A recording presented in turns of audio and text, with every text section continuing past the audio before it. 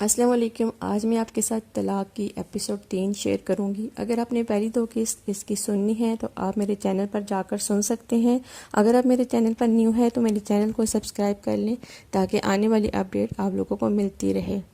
اس نے phone receive کیا۔ دوسری طرف سے حفیظ نے گھبراتے ہوئے پوچھا، بھائی کدھر ہیں آپ؟ احتشام ماتھے پر ہاتھ رگڑتے ہوئے، یہیں ہوں یار، فیکٹری میں۔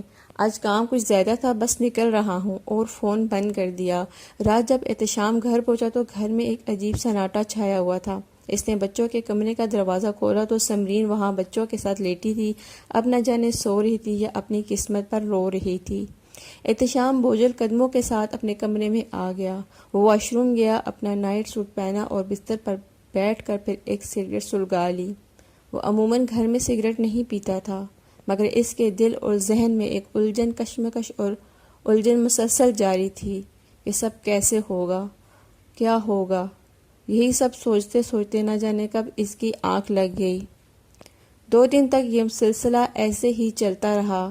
احتشام صبح صبح گھر سے نکل جاتا اور رات ڈلے گھر آتا۔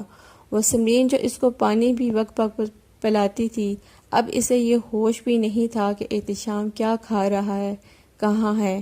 اتوار والے دن بچے ضد کرنے لگے نانی گھر جانے کے لیے، تو سمرین نے بھائی کو فون کر کے بلوا لیا اور بچوں کو صبح صبح وہاں بھیج دیا۔ احتشام اٹھا تو بچے گھر پر نہیں تھے۔ اسے لگا کہ یہ ایک اچھا موقع ہے سمرین سے بات کرنے کا۔ سمرین گھر سمیٹ کر بچوں کے کمرے میں لیٹی ہوئی تھی۔ احتشام کمرے کے دروازے پر آیا اور ہلکے سے دستک دی۔ سمرین میں استاد جی کے پاس گیا تھا، ان سے بڑی تفصیلی بات ہوئی ہے۔ انہوں نے بتایا ہے کہ اب ہمیں دوبارہ نکاح کرنا پڑے گا، مگر اس سے پہلے تمہیں کسی اور کے نکاح میں جانا ہوگا۔ احتشام نے وہ سب کہہ دیا جس کی وہ 2 دن سے ہمت جتا رہا تھا۔ سمرین غصے سے پلنگ سے اٹھتے ہوئے، آپ مجھے ایک بار ہی زہر دے کر کیوں نہیں مار دیتے؟ آپ کو ہوش بھی ہے کہ آپ کیا کہہ رہے ہیں؟ احتشام، سمرین دیکھو، ہمیں یہ قربانی دینا پڑے گی، ہمارے بچے، یہ گھر، سب کے لیے یہی بہتر ہے۔ سمرین غصے میں ایک دفعہ پھر چلائی، ہماری قربانی؟ کیا قربانی دی ہے آپ نے؟ غصہ آیا، طلاق دے دی۔ ایک بار بھی سوچا مجھ پر کیا گزرے گی؟ اور اب یہ نہیں تجویز لے کر آ گئے ہیں آپ؟ چلے ایک بار کو میں مان بھی جاؤں تو کون ہے اتنا بھروسے کا جو اس کام کے لیے راضی ہوگا؟ احتشام بہت جھجکتے ہوئے، میں نے بہت سوچا اس بارے میں، میرے ذہن میں تو حفیظ کے علاوہ کوئی نام نہیں آ رہا۔ سمرین سر پیٹتے ہوئے، میرے خدایا، آپ کو ہوش بھی ہے؟ آپ کیا کہہ رہے ہیں؟ جب میں بیاہ کر آئی تھی تو 16 سال کا بچہ تھا، وہ میرے سامنے بڑا ہوا ہے، اور آپ چاہتے ہیں؟ سمرین کو بات بھی پوری کرنے کی ہمت نہ کر پائی۔ احتشام، دیکھو سمرین، میں مانتا ہوں کہ یہ سب تمہارے لیے بہت مشکل ہے، مگر ذرا ٹھنڈے دماغ سے سوچو، اس طرح یہ بات کسی کو پتہ بھی نہیں چلے گی اور گھر کی بات گھر میں ہی رہ جائے گی۔ باقی تم سوچ لو، میں تمہیں مجبور نہیں کروں گا۔ اور گھر سے نکل گیا۔ سمرین اپنے پلنگ پر بیٹھ گئی۔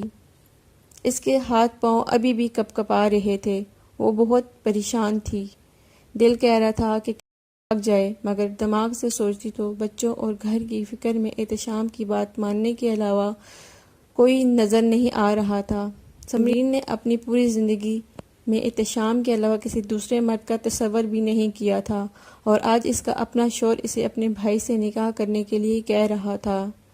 وہ جتنا سوچتی جاتی اتنا اس کے آنسو بہتے جاتے۔ اتنے میں ظہر کی اذان کی آوازیں آنے لگیں۔ وہ فوراً وضو کرنے اٹھی اور وضو کر کے مصلے پر بیٹھ گئی۔ 2 راتوں کی جگی ہوئی تھی۔ نماز پڑھ کے اللہ کے حضور سجدہ ریز ہو کر روتی رہی کہ میرے مالک، میری رہنمائی فرما، اس مشکل کو آسان کر دے، اور اسی حالت میں سو گئی۔ دروازے پر دستک ہوئی تو اس کی آنکھ کھلی۔ اٹھ کر دروازے پر جا کر اس نے آواز دی، کون؟ حفیظ نے جواب دیا، میں ہوں بھابی۔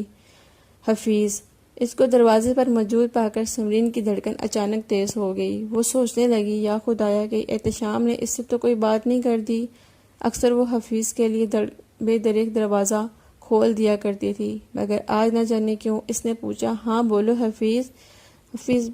حفیظ بھابی، وہ امی نے بریانی بھیجی تھی۔ سمرین نے دروازہ آدھا کھولا اور بریانی کی پلیٹ لے کر جھٹ سے دروازہ بند کر دیا۔ حفیظ بھی حیران تھا کہ آج بھابی کو کیا ہوا ہے۔ وہ کندھے اچکاتے ہوئے نیچے واپس آ گیا۔